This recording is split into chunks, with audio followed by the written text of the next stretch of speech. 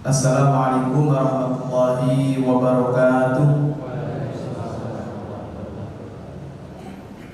Alhamdulillahirabbil alamin alladzi arsala rasulahu bil huda wa dinil haqq liyudhhirahu 'ala ad-dini kullihi wa kafaa billahi shahida. Asyhadu an la ilaha illallah wahdahu la syarika lah wa asyhadu anna Muhammadan 'abduhu wa rasuluh. Qala Allah ta'ala fi kitabihil karim ba'da an a'udzu billahi minasyaitonir rajim. Bismillahirrahmanirrahim. Ya ayyuhalladzina amanu taqullaha haqqa tuqatih wa la tamutunna illa wa antum muslimun. Wa qala Rasulullah sallallahu alaihi wasallam fa inna asdaqal hadithi kitabullah wa khairal hadi hadi Muhammad sallallahu alaihi wasallam wa sharral umuri muhdatsatuha fa inna kulla muhdatsatin bid'ah wa kulla bid'atin dhalalah, amma ba'du. Bapak-bapak, ibu-ibu, jamaah salat Isya yang semoga dimuliakan Allah Subhanahu wa taala. Tak bosan-bosannya kita senantiasa memanjatkan puji syukur kepada Allah Subhanahu wa taala. Pada malam hari ini Allah Subhanahu wa taala telah melimpahkan nikmat kepada kita, baik itu nikmat sehat, nikmat sempat, nikmat iman dan Islam, dan ini adalah yang paling utama, sehingga kita bisa melangkahkan kaki kita menuju majelis yang mulia ini dalam rangka melaksanakan kewajiban sholat maghrib secara berjamaah, kemudian dilanjut dengan juga kewajiban thalabul ilmi. Semoga apa yang kita usahakan ini termasuk atau dicatat oleh Allah Subhanahu wa taala sebagai pertama bukti syukur kita kepada Allah Subhanahu wa taala, kemudian yang kedua dicatat sebagai amal soleh. Allahumma amin.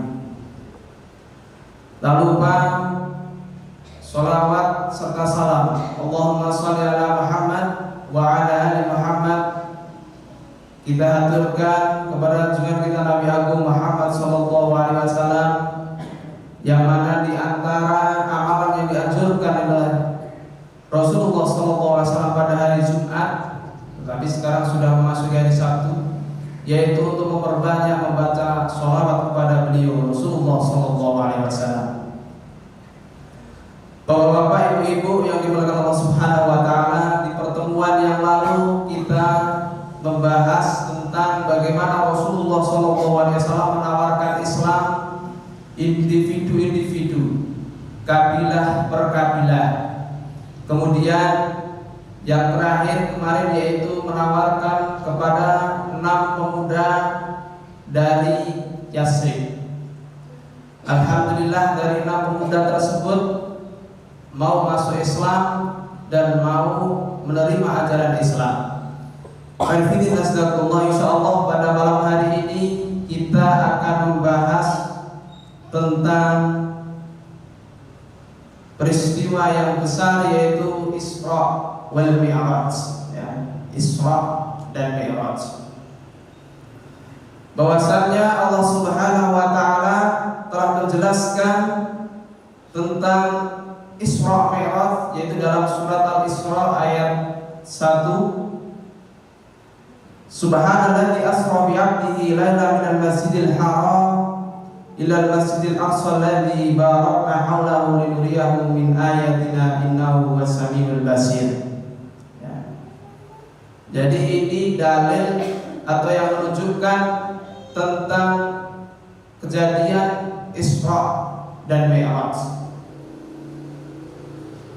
Subhanalladzi asra, ya, Maha suci Allah yang telah menjalankan bi'abdihi pada hambanya, lailan pada malam hari, minal masjidil haram, dari masjidil haram, ilal masjidil aqsa, ya, menuju masjid aqsa, allati barakna haulahu, yang mana kami berkahi sekitarnya, linuriyahu min ayati, agar apa? Untuk memperlihatkan sebagian dari tanda-tanda kekuasaan kami. Innahu huwas samiul basir.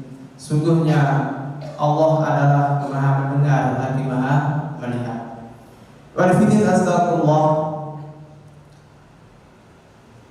Dari sini kita yang akan kita bahas yang pertama yaitu kapan terjadinya Isra Mi'raj.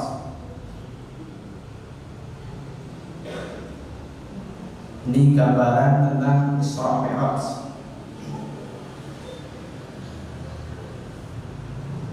Terjadinya yang pertama yaitu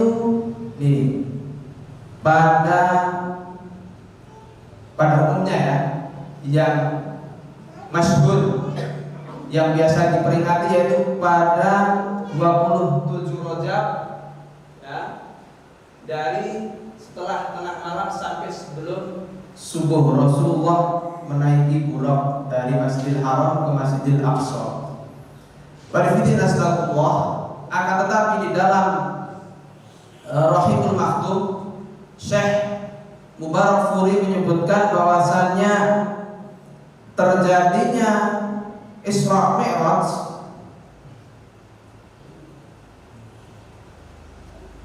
ya, itu banyak pendapatnya ya, banyak pendapatnya. Yang pertama,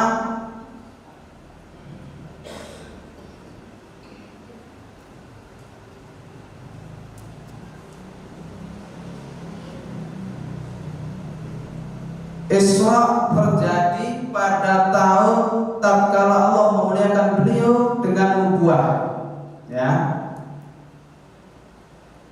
Jadi yang pertama yaitu ketika Allah Subhanahu wa taala memuliakan Nabi Muhammad SAW dengan kenabian. Ini menurut Imam At-Tabari. Jadi berarti ketika awal-awal mendapatkan wahyu ya.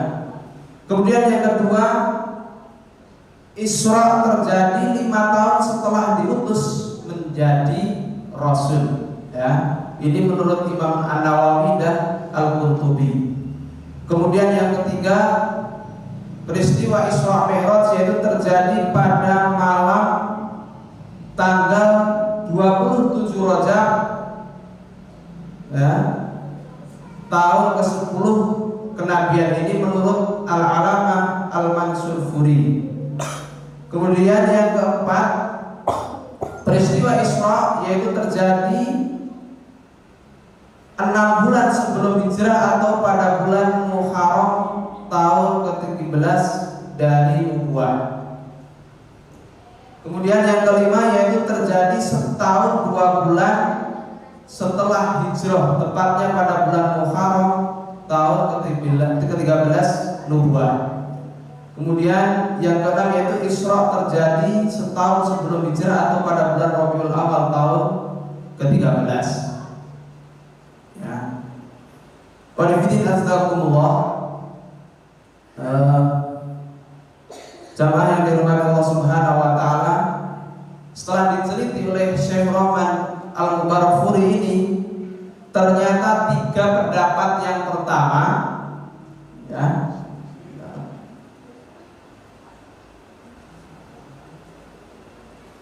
tertolak ya. 3 pendapat yang pertama tertolak ya. Yang pertama yaitu awal nubuwah, yang kedua yaitu terjadi 5 tahun setelah Nabi diangkat menjadi Rasul. Kemudian yang ketiga yaitu pada tanggal 27 Rajab tapi tahunnya 10 kenabian. Kenapa pendapat ini tertolak? Karena meninggalnya atau wafatnya Khadijah yaitu pada tahun ke-10 ya. Padahal pada tahun ke-10 itu belum diwajibkan sholat 5 waktu. Oleh karena itu 3 pendapat ini tertolak. Kemudian 3 pendapat yang lainnya ini juga tidak ada satupun yang menguatkan. Hanya saja kandungan surat Al-Isra ini menunjukkan bahwasannya terjadinya Isra Mi'raj itu terjadi di akhir-akhir sebelum hijrah. Warfidin astagfirullah. Kemudian juga menurut Profesor Dr. Muhammad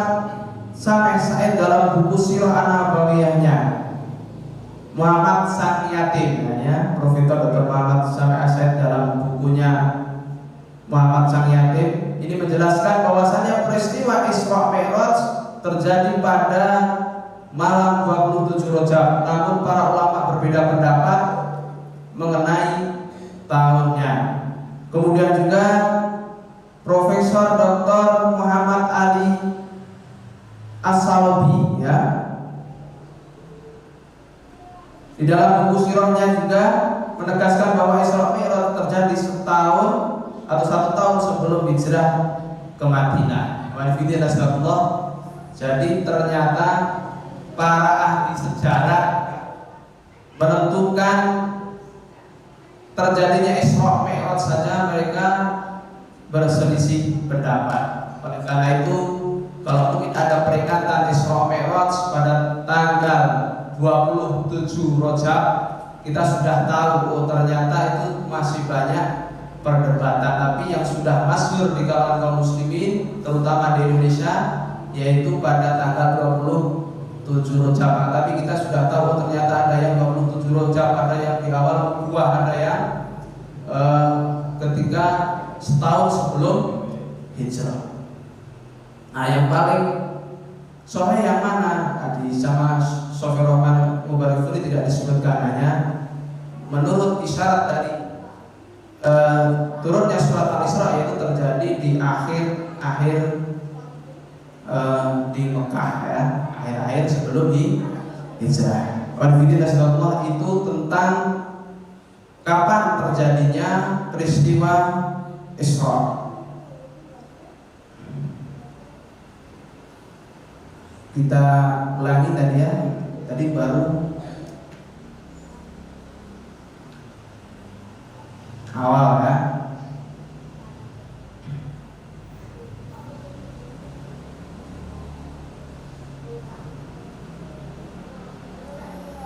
Kemudian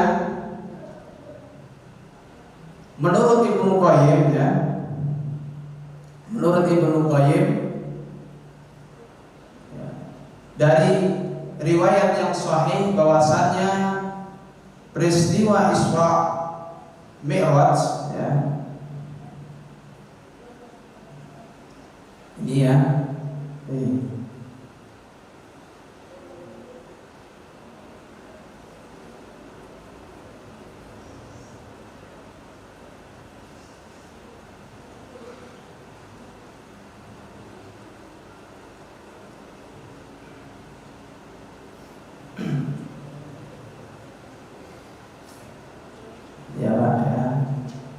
Isra yaitu perjalanan Nabi dari Makkah menuju Masjidil Aqsa ya.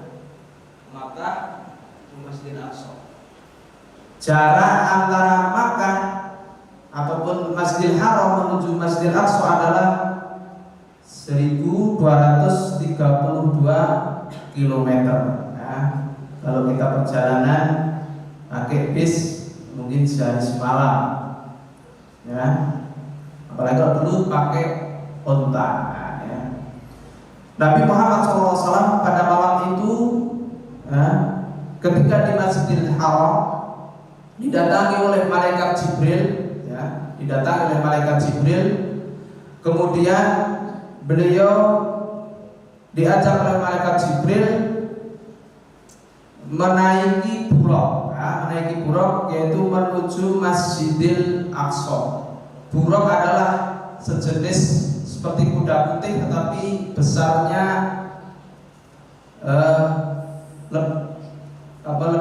tidak seperti bigol ya, lebih panjang dari bigol dan lebih besar dari keledai ya, keledai. Warnanya putih, kemudian juga ada sayapnya. Buraq ini mempunyai kecepatan melebihi kilat petir ya. Jadi ketika dia lompat ataupun terbang itu sejauh kita memandang ya, jadi cerak cering gitu langsung menghilang ya, kecepatannya. Kemudian disebutkan juga diteliti bahwasannya kecepatan buraq yaitu 300.000 km per detik. Jadi satu detiknya bisa mencapai 300.000 km. Nah, makanya sangat cepat sekali. Maka tidak heran apabila peristiwa Isra Mi'raj itu terjadi hanya dalam satu malam, dan satu malam saja tidak penuh, yaitu dari pertengahan malam.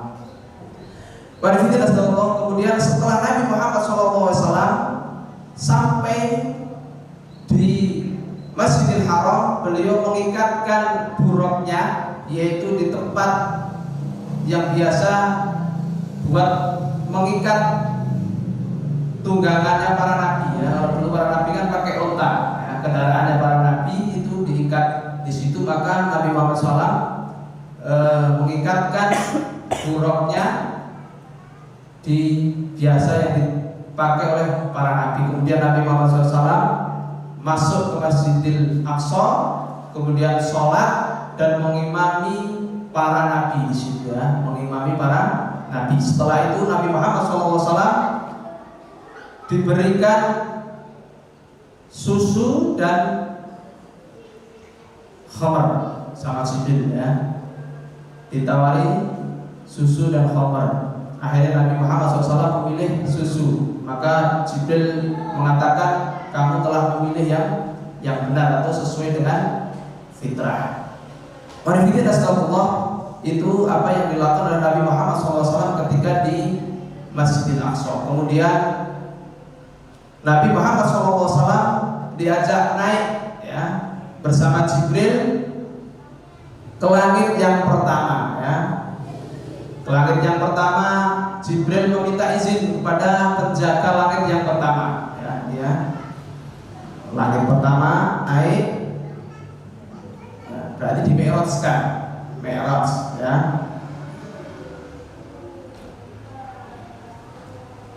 Jibril berkata, bukakan pintu langit, ya. Assalamualaikum, bukakan, kami mau masuk. Maka para penjaga pintu langit berkata, kamu dengan siapa? Saya dengan Muhammad. Oh ya, dia adalah orang yang sudah kita tunggu atau yang kita izinkan. Oleh karena itu pintu langit pertama dibuka, kemudian Nabi Muhammad SAW dan juga Jibril masuk ke langit yang pertama. Di sana beliau bertemu dengan Nabi Adam, ya. Kemudian mengucapkan salam kepada Nabi Adam, Assalamualaikum, ya. Kemudian dijawab oleh Nabi Adam, Waalaikumsalam, wahai anakku, kamu adalah anakku yang soleh, yang baik, ya. Kemudian di sana di langit yang pertama, ya, setelah mengucapkan salam, kemudian juga Nabi Adam menetapkan kenabian. Nabi Muhammad SAW melihat bahwasannya di sisi kiri itu ada roh-roh orang yang berbuat keji, mereka sengsara, disiksa. Kemudian yang di sebelah kanan yaitu ada roh-roh para syuhada, ya, para syuhada. Kemudian setelah itu melanjutkan menuju langit yang kedua. Menuju langit yang kedua seperti biasa seperti tadi, Jibril meminta izin, kemudian diizinkan. Kemudian di sana ada Nabi Isa dan Nabi Yahya. Kemudian Nabi Muhammad SAW mengucapkan salam kepada Nabi Isa dan Nabi Yahya. Setelah mereka menjawab salam, kemudian menetapkan kenabian. Selanjutnya meneruskan naik langit yang ketiga, ya, sama minta izin dulu. Kemudian di sana bertemu dengan Nabi Yusuf, ya. Kemudian yang selanjutnya naik lagi ke langit yang keempat. Nabi Muhammad SAW bertemu dengan Nabi Idris, ya. Setelah mengucapkan salam dan Nabi Idris juga menetapkan kenabiannya, kemudian naik lagi ke langit yang kelima. Di sana bertemu dengan Harun bin Imran, ya. Kemudian setelah itu naik ke langit yang ke-6, bertemu dengan Nabi Musa alaihissalam, ya. Beliau ketika mau pergi, ya, Nabi Musa menangis. Kemudian Nabi Muhammad SAW bertanya, kenapa kamu menangis, wahai saudaraku? Saya menangis karena umatmu banyak, ya, dan umatmu banyak yang masuk surga, sedangkan umatku lebih sedikit dari umatmu, ya, dan mereka banyak yang celaka. Itu kenapa Nabi Musa menangis. Kemudian Nabi Muhammad SAW melanjutkan naik ke langit yang ketujuh. Di sana bertemu dengan Nabi Ibrahim, yang mana Nabi Ibrahim lagi bersandar di Baitul Ma'mur, ya, jadi naik lagi, kemudian di Baitul Ma'mur. Baitul Ma'mur adalah tempat ibadahnya para malaikat. Kalau di bumi itu adalah Ka'bah. Kalau di langit, Ka'bahnya di langit yaitu Baitul Ma'mur, ya, yang mana tempat itu adalah tempat ibadahnya para malaikat. Jadi setiap hari para malaikat itu memasuki Baitul Ma'mur, itu ada 70.000 malaikat untuk beribadah di sana. Kalau sudah masuk di Baitul Ma'mur, itu tidak pergi lagi, terus beribadah terus sampai hari kiamat. Ya. Kemudian Nabi Muhammad SAW diajak naik lagi ke Sidratul Muntaha. Nah, di Sidratul Muntaha itu di sana bisa melihat surga, neraka, ya. Kemudian diajak naik lagi bertemu dengan Allah Subhanahu wa taala. Nah, ketika Nabi Muhammad SAW bertemu kepada Allah Subhanahu wa taala, beliau diperintahkan yaitu untuk sholat 50 waktu, ya. Nabi Muhammad SAW ya taat, ya, istiqomah dahulu, insyaallah. Jadi awalnya sholat 5 waktu itu adalah 50 waktu. Kemudian Nabi Muhammad SAW turun, ya,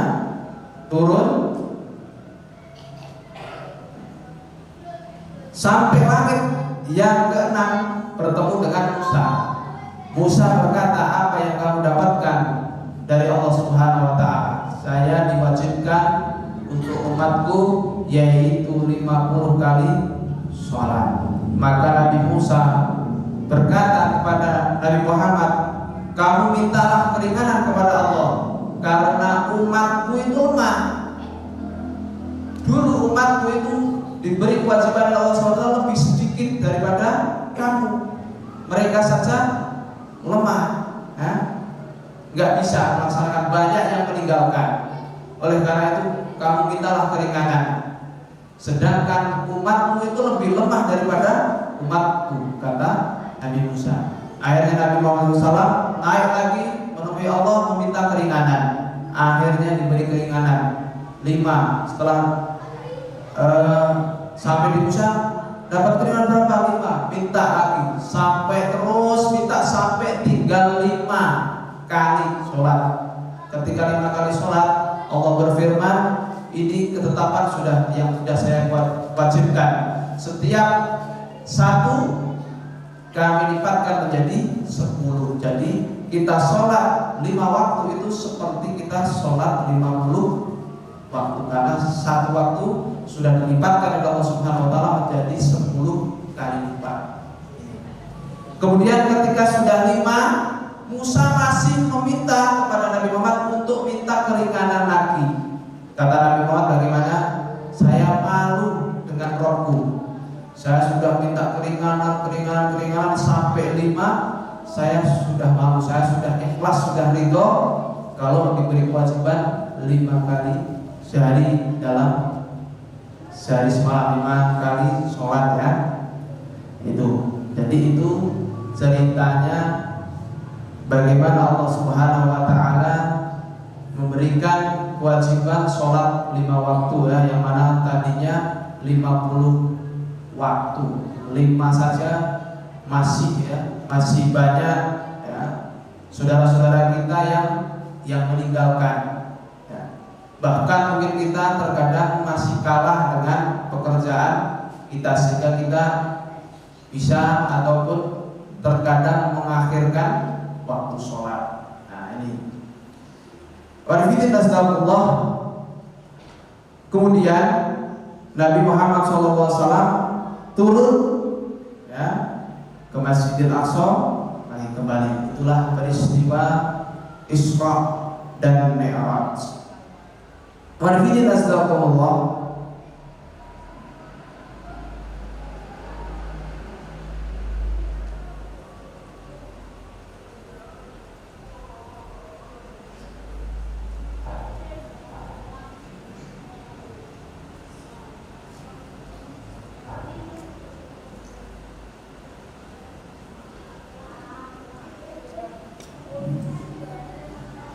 Di dalam Isra Mi'raj yaitu ada beberapa kejadian, ya, ada beberapa peristiwa yang terjadi ketika Isra dan Mi'raj. Ya,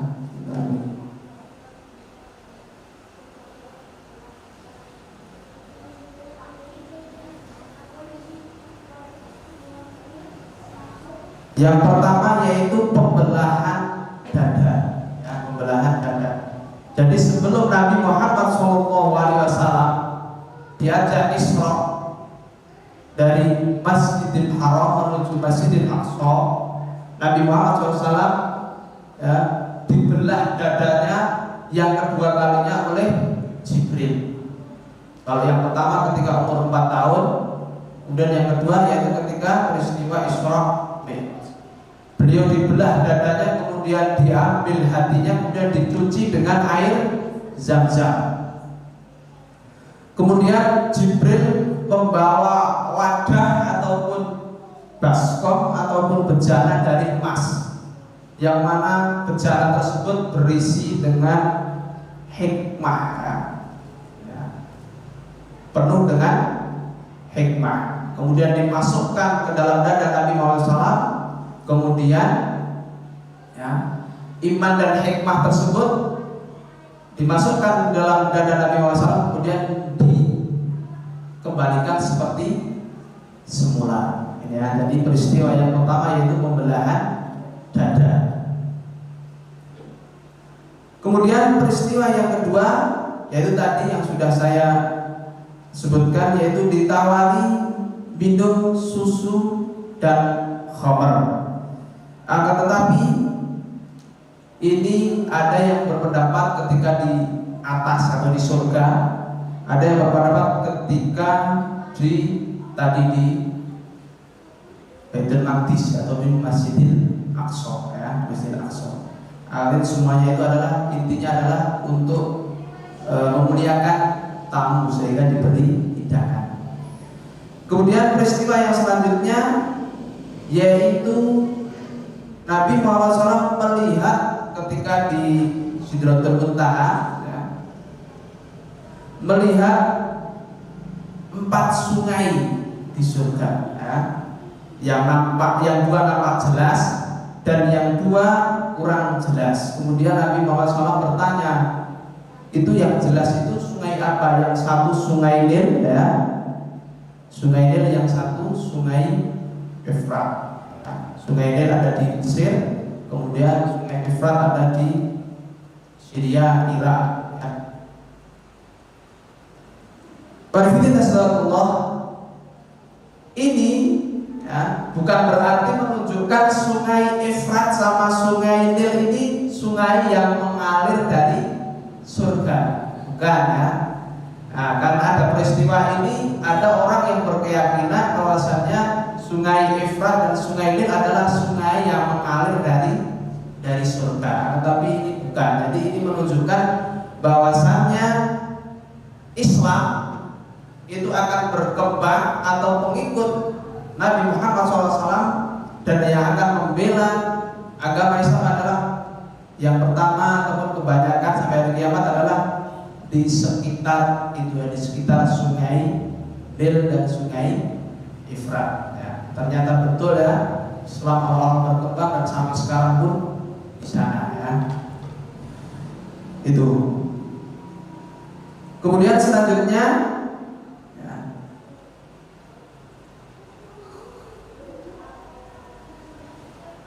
diperlihatkan surga dan neraka. Nabi Muhammad SAW melihat surga dan neraka. kayak apa ya surga dan neraka, ini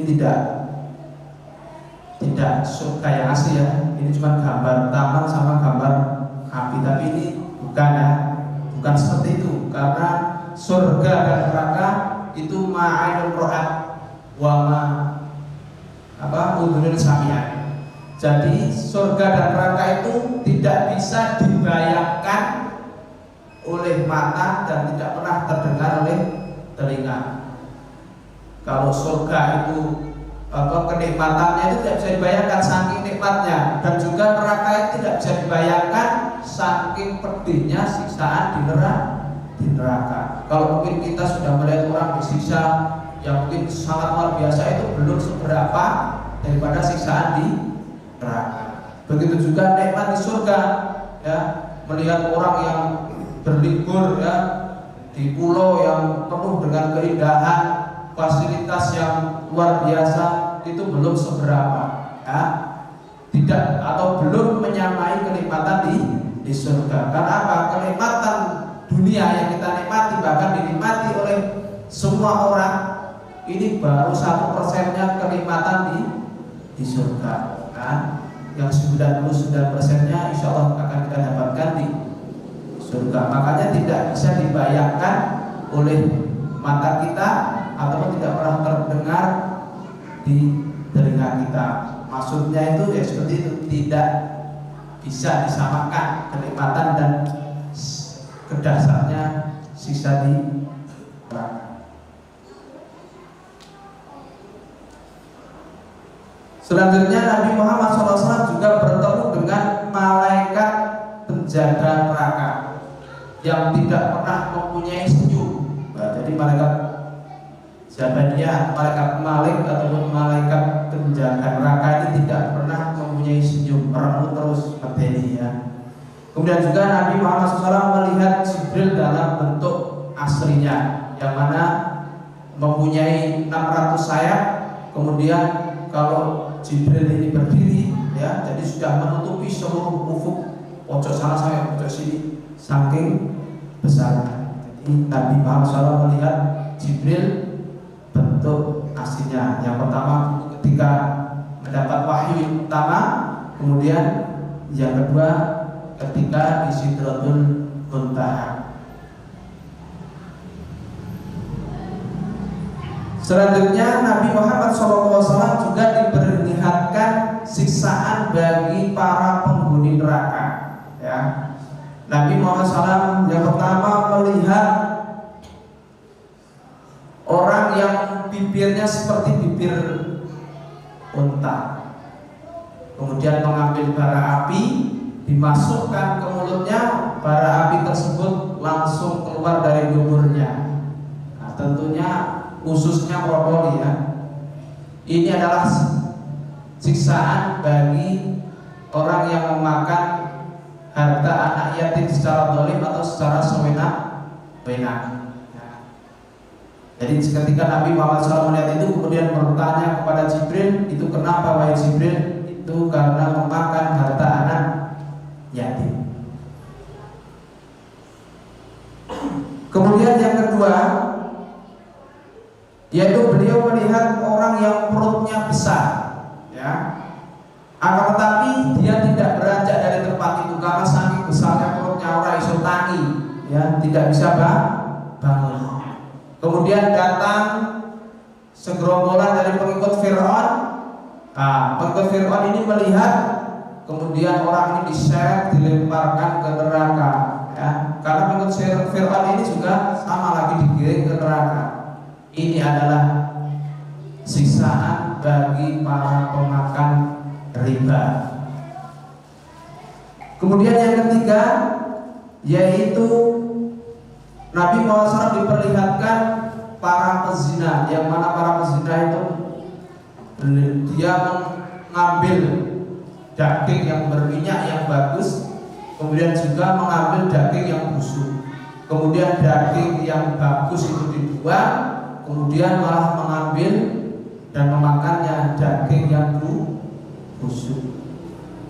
Ya toh, orang yang berzina itu kan sudah halal, mempunyai istri, mempunyai suami, akan tapi justru malah mengambil yang haram. Makanya di sini makan daging yang busuk. Padahal di sampingnya ada daging yang bagus. Kalau secara fitrah, kalau di sini ada yang baik, sini yang buruk, mesti kita ambil daging yang bagus. Yang ini nggak doyan. Kemudian selanjutnya Nabi juga diperlihatkan wanita yang suka memasuki rumah laki-laki. Ini laki-laki malah laki lain, suka memasuki rumah laki-laki yang bukan dari anak-anak mereka. Jadi istilahnya melihat siksaan para wanita yang suka nongol ataupun memasuki rumah laki-laki yang bukan mahramnya. Ini kan menyebarkan fitnah. Oleh karena itu dia disiksa, digelanjutkan ataupun digantung di atas kayu bara. Pada ini Rasulullah itu peristiwa-peristiwa yang terjadi ketika Isra Mi'raj. Pada ini Rasulullah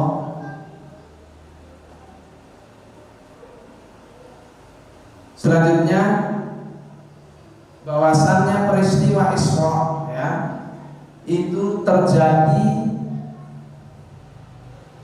pada Nabi Muhammad SAW itu bersama jasad dan rohnya.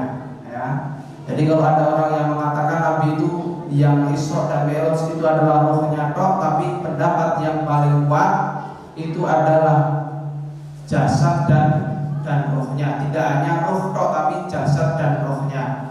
Itu yang pertama disyaratkan di dalam tadi surat Al-Isra, subhanalladzi asra bi 'abdihi, namanya abdun, hamba, itu tidak roh tok, roh dan jasad. Ini sudah sebagai bukti bahwasannya Nabi Muhammad SAW itu diisrakan dengan jasad dan rohnya. Tidak hanya roh tapi jasad dan rohnya, yaitu dalam keadaan terjaga, tidak tidur atau dalam mimpi. Kemudian bukti yang kedua bahwasannya beliau melihat kafilah dari penduduk Mekah dalam kepergiannya, jadi kafilah lagi pergi dan kepulangannya, jadi Nabi Muhammad ketika berangkat dan pulang itu melihat kafilah dagang penduduk Mekah, dan juga beliau menunjukkan unta mereka yang terlepas. Jadi mereka agak bingung mulai unta, dan Nabi Muhammad menunjukkan ini unta kamu tadi yang terlepas. Dan beliau juga minum air mereka dari bejana yang tertutup selagi mereka tidur dan meninggalkan bejana itu dalam keadaan tertutup. Kemudian Nabi SAW juga ikut minum air mereka dalam bejana mereka dalam keadaan tertutup, kemudian dibuka setelah mau pergi ditutup kembali. Ini menunjukkan bahwasannya Nabi Muhammad SAW itu Isra beserta jasad dan rohnya, tidak hanya roh tok. Kemudian setelah Nabi Muhammad SAW pulang, kemudian paginya mengabarkan kepada kaumnya, ternyata kaum Quraisy itu mendustakan Nabi Muhammad SAW,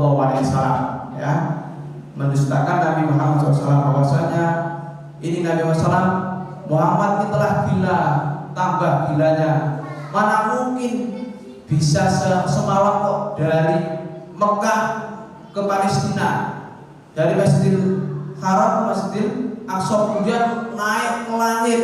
Mana mungkin, mana mungkin. Maka bantahan yang pertama Nabi Muhammad SAW ini menemui penduduk ini. Tadi malam kalian bertemu dengan saya atau iya, ini diceritakan. Atau mereka tetap masih membantah, itu ya.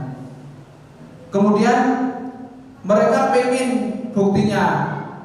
Apa buktinya kalau kamu itu benar-benar ke Masjidil Aqsa, bentuknya kayak apa? Diterangkan. Kemudian Nabi Muhammad SAW, ketika diminta seperti itu di hadapan Nabi Muhammad SAW oleh Allah Subhanahu Wa Taala diperlihatkan ciri-ciri ataupun Masjidil Aqsa di hadapannya. Maka Nabi Muhammad SAW bisa menyebutkan ciri-ciri Masjidil Aqsa secara detail. Mereka harus mantuk-mantuk. Bener ya, tapi ya tetap namanya orang kafir tidak mempercayainya. Kemudian juga menyebutkan ciri-ciri Nabi Musa, ya, karena di situ Nabi Musa lagi sholat. Jadi ketika diperlihatkan itu Nabi Musa lagi sholat. Kemudian Nabi Musa itu rambutnya agak keriting. Kemudian juga menyebutkan ciri-ciri Nabi Isa. Nabi Isa itu rambutnya lurus. Kemudian juga menyebutkan Nabi Ibrahim, ciri-ciri Nabi Ibrahim ketiganya itu lagi sholat di Masjidil Aqsa. Makanya beliau bisa menyebutkan ciri-cirinya. Kalau Nabi Ibrahim itu seperti siapa wajahnya? Yaitu seperti saudaramu, yaitu saya. Karena memang Nabi Ibrahim adalah ayahnya, ya, kakeknya Nabi Muhammad. Maka beliau menyebutkan itu seperti saya. Wadifidin Rasulullah. Jadi itu ya tentang peristiwa Isra dan Mi'raj. Selanjutnya ibrah dan hikmah dari Isra dan Mi'raj. Ya, yang pertama, ya, apa yang bisa kita ambil pelajaran dari kisah Isra dan Mi'raj? Yang pertama, setelah cobaan datang silih berganti.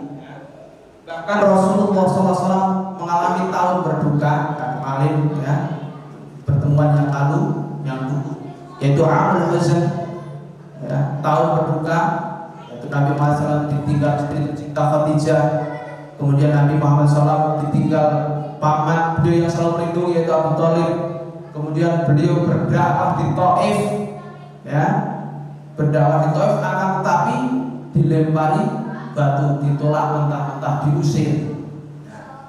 Makanya ini sebagai tasliyah atau hiburan, tombo hati. Jadi peristiwa Isra Mi'raj ini adalah sebagai tasliyah ataupun hiburan bagi Nabi Muhammad SAW. Menghibur, iya kan?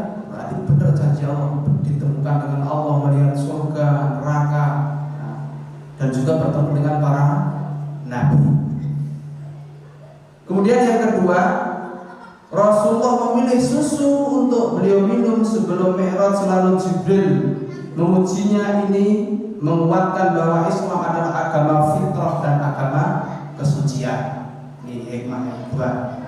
Kemudian hikmah yang ketiga, sholat Rasulullah SAW bersama para nabi di Baitul Maqdis menunjukkan kedudukan beliau sebagai pemimpin para nabi, ya.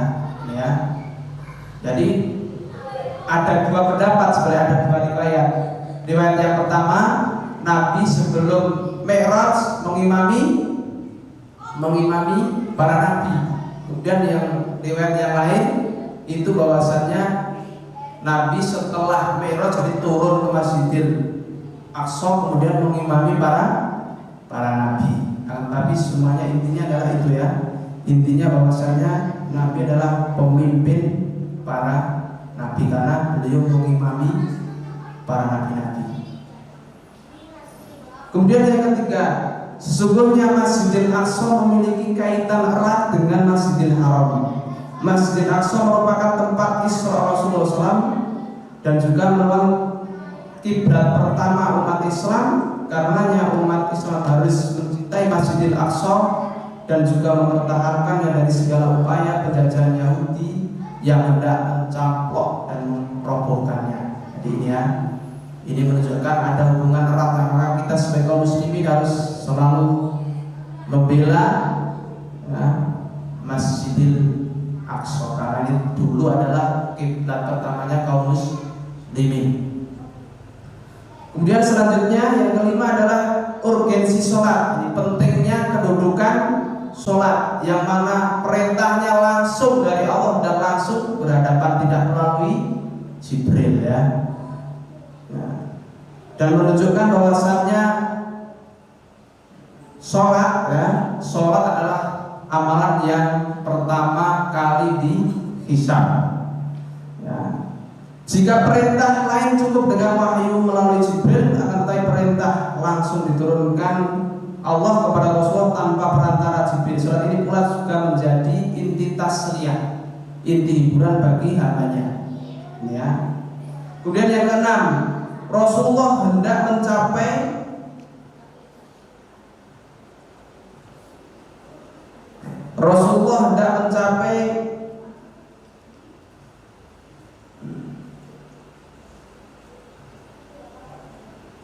fase baru, yakni hijrah dan mendirikan negara Islam di Madinah. Maka Allah memurnikan barisan dakwah dengan Isra Mi'raj.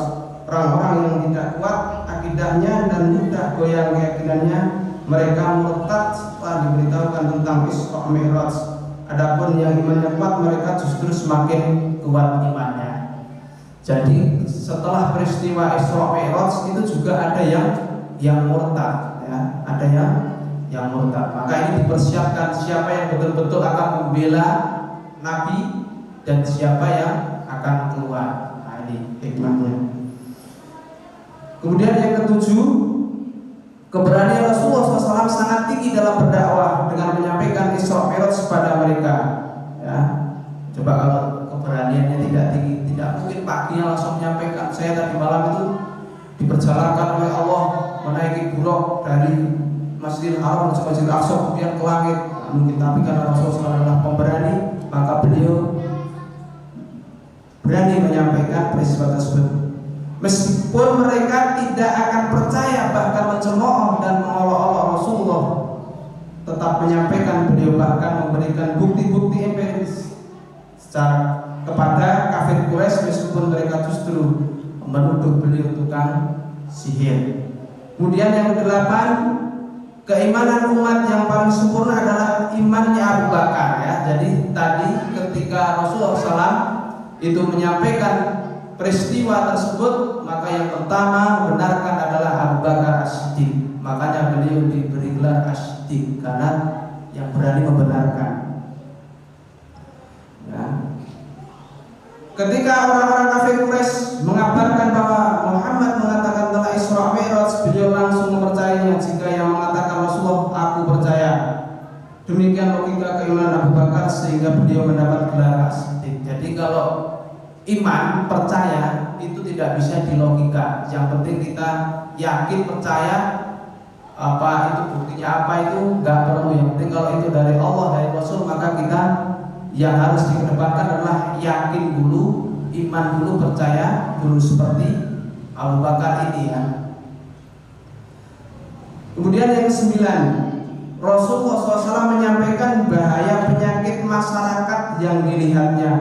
Beliau diperlihatkan bagaimana siksaan orang yang suka ghibah, orang yang suka berzina, orang yang suka memakan anak yatim dan lain-lain. Tadi yang disebutkan hanya sebagiannya ya, karena Syekh Rahman Barifuri itu cuma menyebutkan secara singkat, ya, tidak semuanya disebutkan.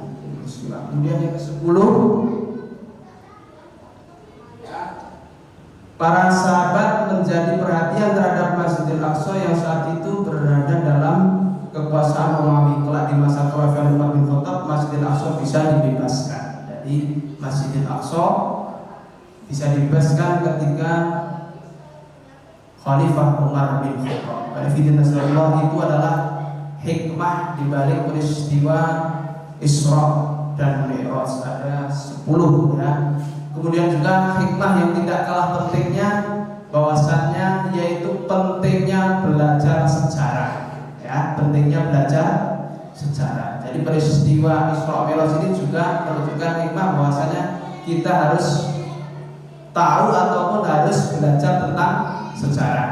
Seperti halnya seorang kakek dengan cucunya.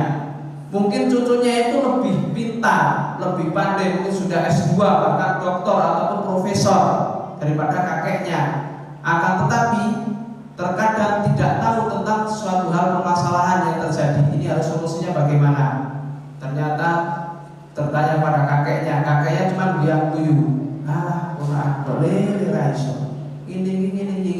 Kenapa? Karena kakeknya sudah berpengalaman, sudah mengetahui. Begitu juga kita, ya. Begitu juga kita. Jadi seorang itu kalau umurnya lebih banyak, maka lebih banyak pengalamannya, ya, ataupun lebih banyak makan garam. Makanya ada orang yang umurnya itu muda, masih 17 tahun, tapi umurnya sudah ribuan tahun. Maksudnya apa? Karena dia hafal dengan sejarah-sejarah sebelumnya. Makanya dia seperti hidup 1000 tahun yang lalu. Makanya dia umurnya panjang, ya, seperti Muhammad Al-Fatih dan lain sebagainya. Jadi kalau raja-raja zaman dulu, ya, raja-raja Islam, ya, zaman dulu itu kurikulum calon raja, ya, pangeran itu diantara adalah sejarah. Jadi harus ngerti sejarah sebelum-sebelumnya. Ini supaya apa? Supaya ternyata kalau ada peristiwa seperti ini, ternyata itu sudah terjadi, ya. Solusinya seperti ini, ya. Makanya disebutkan dalam Al-Quran saja itu banyak tentang kisah-kisah, ya. Allah menyebutkan liyutsabbita fu'ada, yaitu untuk menguatkan hati kamu, untuk meneguhkan hati kamu, untuk meneguhkan pendirian kamu, sehingga kita bisa mengambil sikap dengan kisah-kisah orang yang terdahulu. Kisahnya orang yang berbuat dolim, mungkin kaum A, kaum Tsamud.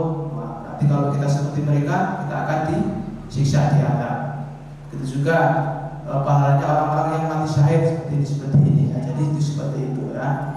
Oleh karena itu, ini Nabi Muhammad SAW langsung belajar dengan pendahulu-pendahulunya, ya, dengan pendahulu-pendahulunya. Tadi antara Musa dengan Nabi Muhammad kan dikasih tahu, umatku dulu orang kuat, padahal gue siti. Lima sudah dibilang, umatku itu diberi kewajiban oleh Allah lebih sedikit daripada umatku. Daripada 5 itu lebih sedikit, tapi mereka nggak kuat, nggak ada yang mengerjakan. Kebanyakan mereka meninggalkan. Kalau minta meninggalkan lagi, maka Nabi Muhammad malu dengan Allah. Maka ini pentingnya kita belajar sejarah. Alhamdulillah di Masjid Al-Amin ini diantaranya ada pelajaran sirah nabawiyah, sehingga kita bisa tahu bagaimana Nabi Muhammad SAW, perjalanan Nabi Muhammad SAW, sehingga kita bisa belajar tentang bagaimana mendakwahkan Islam, jerih payah Nabi Muhammad SAW.